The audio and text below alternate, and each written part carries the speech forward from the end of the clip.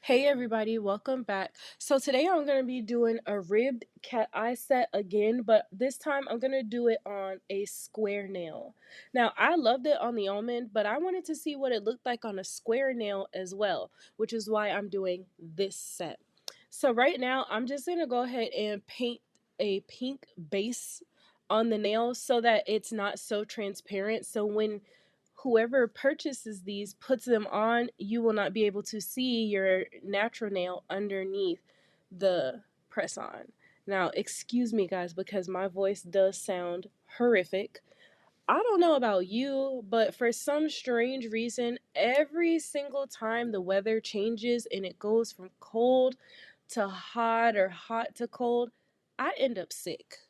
I don't know if I'm the only one that this happens to, but I hate it. Really hate it. I was fine up until yesterday, and now all of a sudden I sound like I smoke a pack of cigarettes every day for 15 years. Anyway, so I paint the base coat on, and then I'm going to go ahead and put on the cat eye polish.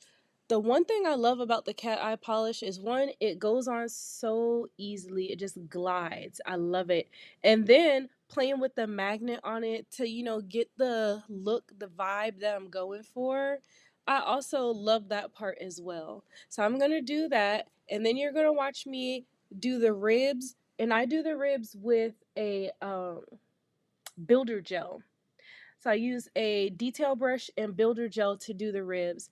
So stick with me, watch the whole video, and tell me what you think in the comments.